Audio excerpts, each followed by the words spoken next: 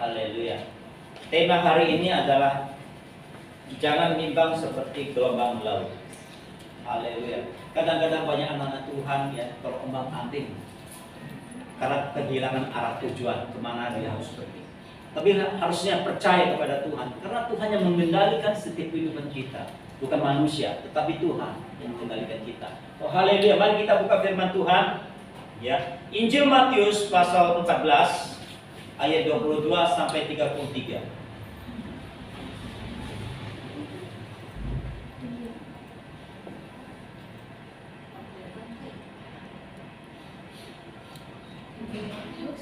Injil Matius pasal 14 ayat 22 sampai 33.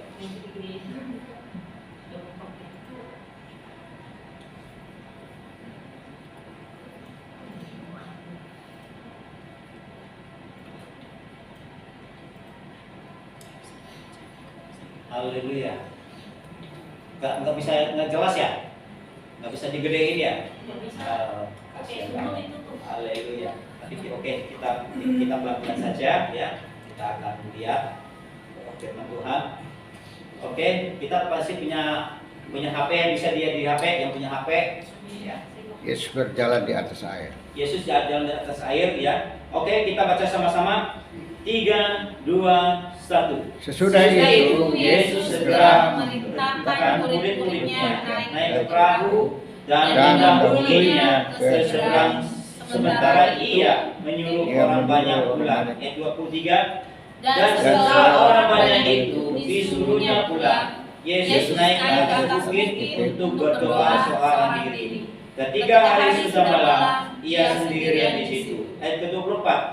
Perahu murid-muridnya sudah beberapa mil jauhnya dari pantai dan diombang-ambingkan gelombang karena angin syakal. 25. Kira-kira jam 3 malam datanglah Yesus kepada mereka berjalan di atas air. Ayat 26. Ketika murid-muridnya melihat dia berjalan di atas air, mereka terkejut dan berseru, "Itu hantu!" Lalu berteriaklah karena takut. Ayat 7. Tapi segera Yesus berkata kepada mereka, "Tenanglah, aku ini, jangan takut." 28. Lalu Petrus terseru dan menjawab dia, "Tuhan, apabila engkau itu, suruhlah aku datang kepadamu berjalan di atas air." 29.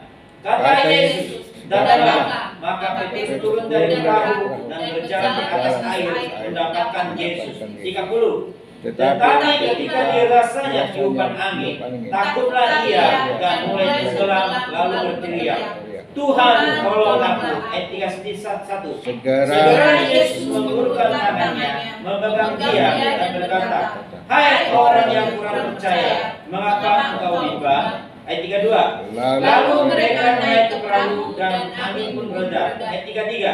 Dan orang-orang yang ada di perahu menyembah dia. Katanya, "Sesungguhnya engkau anak Allah." Haleluya. Mengapa saudaraku? Kita lihat kisahnya Petrus ya. Tadinya punya iman yang luar biasa ya. Punya iman yang luar biasa, tetapi karena ada goncangan, dia akhirnya takut dan khawatir.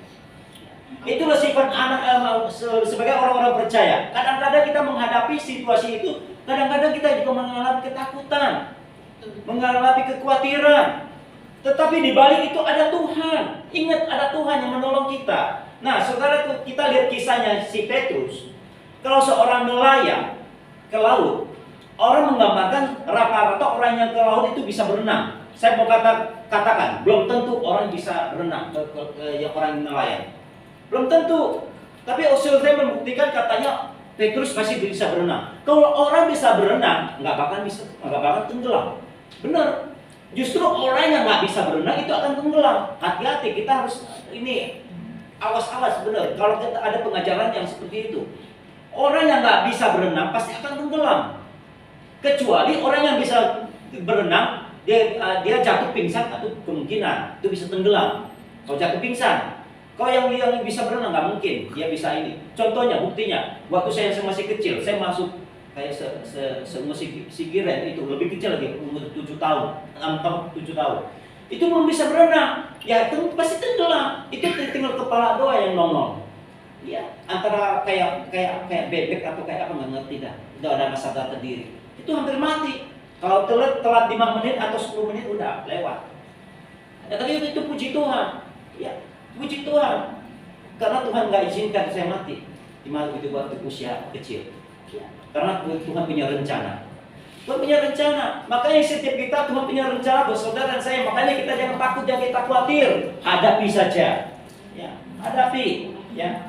Di situ, mengapa saudaraku? Kita lihat ya ayat yang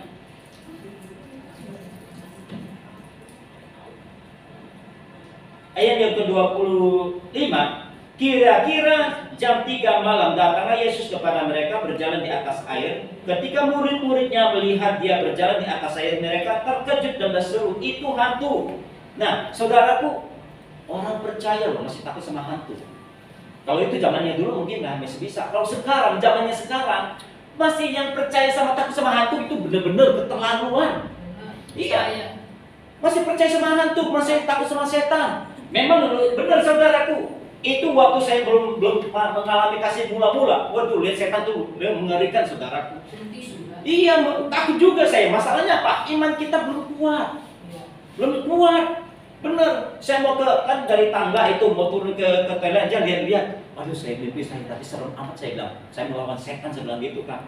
Matanya itu, merahnya kayak apa? Matanya blok kata saya gitu kan. Mau ke WC aja. Tuhan Yesus, justru nama Tuhan Yesus, nama Tuhan Yesus.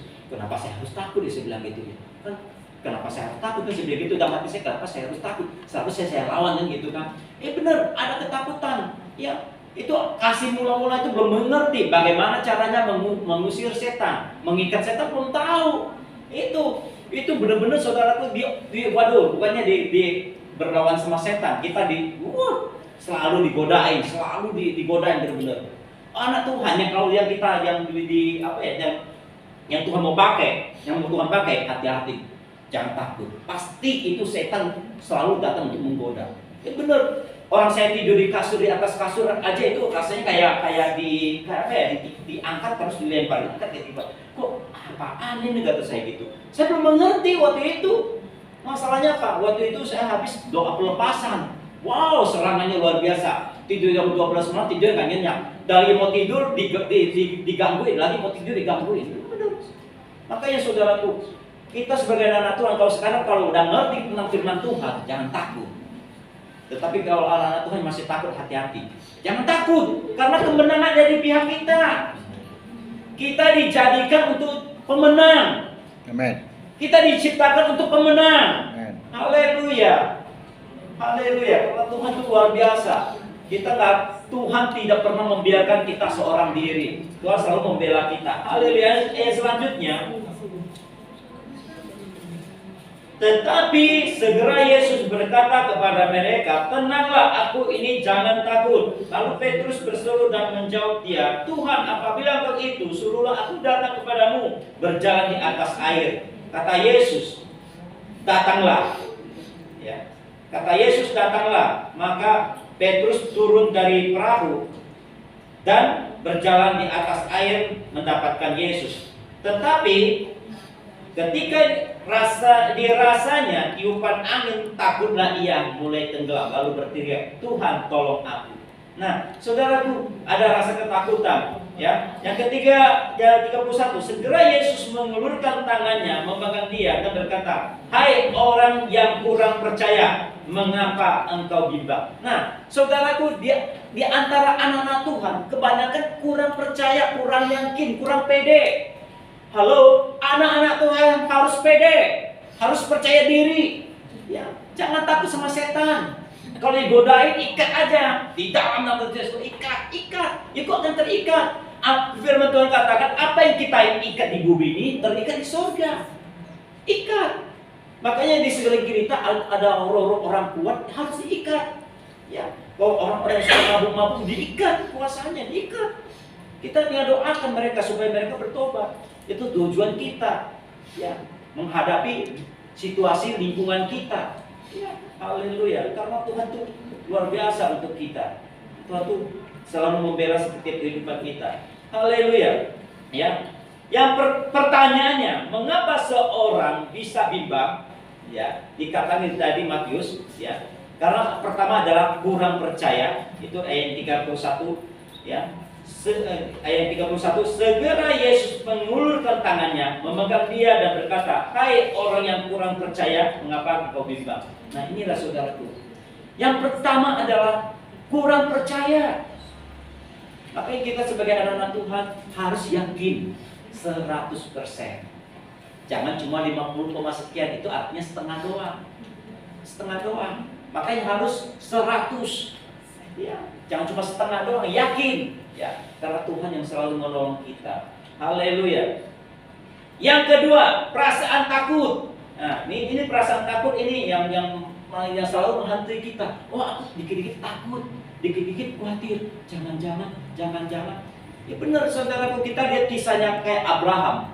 Abraham itu juga seorang penakut juga loh. Masalahnya apa yang dihadapi adalah raja. Ya.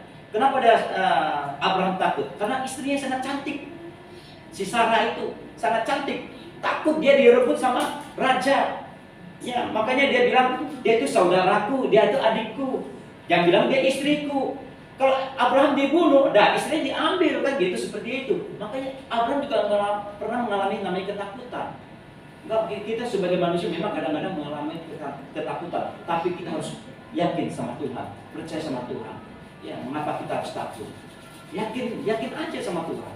Percayalah, berjalan sama Tuhan. Pasti Tuhan akan memberi kemenangan. Amen. Pasti Tuhan akan memberi kemenangan. Dan kita takut, hadapi saja. Haleluya. Yang ketiga, sebagai orang yang percaya, seharusnya ia meminta penuh dengan iman. Ya, coba kita buka Yakub. Ya. Yakub pasal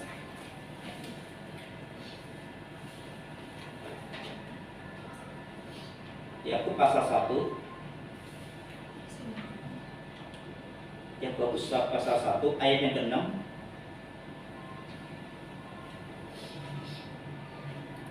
Ayat ke-6 dapat kita baca sama-sama. Hendaklah ia memintanya dalam iman, dan sama sekali jangan bimbang, Sebab orang yang bimbang sama dengan gelombang laut yang diombang-ambingkan kian kemari oleh angin. Nah, saudaraku, kita harus penuh dengan keyakinan, percaya. Jangan kita ragu. Kalau orang yang bimbang tidak akan mendapatkan apa-apa. Kalau orang yang ragu gak akan bisa menerima sesuatu. Kadang-kadang kita ada keraguan, kita gak percaya diri. Itu yang bermasalah. Itu yang masalahnya adalah kita gak percaya diri. Kita gak pede. Kadang-kadang, saya kan orang biasa. Jangan anggap kita orang biasa. Kita justru orang luar biasa di hadapan Tuhan. Amin. Kita ini orang luar biasa. Kenapa? Firman Tuhan katakan kita ini orang-orang yang berharga di matanya Tuhan. Kita ini orang-orang yang berharga di matanya Tuhan. Tidak seorang pun yang dapat memisahkan kita dari kasih Allah. Ya, tidak ada seorang pun yang dapat memisahkan kita dari kasih Allah. Karena Tuhan selalu menyertai kita. Amin. Ya. Benar, kita harus percaya, kita harus yakin, ya. Jangan kita ragu, ya. Dan selanjutnya, ya. Yang keempat, orang yang bimbang tidak akan menerima sesuatu dari Tuhan. Ayat yang ke-7 coba kita lihat. 3, 2, 1. Orang yang demikian janganlah mengira bahwa ia akan menerima sesuatu dari Tuhan. Nah, saudaraku, kalau kita bimbang, kita ragu, kita tidak akan menerima sesuatu dari Tuhan. Makanya kita harus buang itu, singkirkan segala keraguan-raguan, segala kebimbangan. Kita jangan bimbang, jangan ragu, percaya saja apa kata Tuhan. Percaya saja. Kuncinya hanya percaya. Berjalan dengan Tuhan pasti indah. Kalau kita ragu, kalau kita khawatir, waduh saudaraku, kemanapun kita nggak akan ketemu. Kita pasti ujung-ujungnya apa? Buntu, ada jalan keluar. Kalau orang yang bimbang, orang yang ragu, pasti ujung-ujungnya jalannya buntu. Haleluya. Yakinlah sama Tuhan. Ya, kita harus yakin, kita harus percaya bahwa satu-satunya pertolongan kita adalah Tuhan, bukan dari manusia. Karena dia sumber segala sumber untuk jawaban bagi setiap kita. Kayak doa, kayak kesaksian tadi, hanya Tuhan yang bisa menjawab doa-doa kita sebagai orang yang percaya. Haleluya.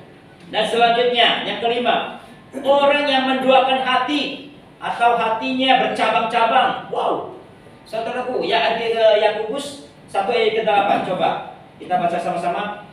3, 2, 1. Sebab orang yang mendua hati tidak tenang dalam hidupnya. Nah, saudaraku, kalau orang yang menduakan hati, ya tenang hidupnya. Jadi ke sini salah, ke sana salah, apapun yang diusahakannya itu semuanya nggak akan berhasil.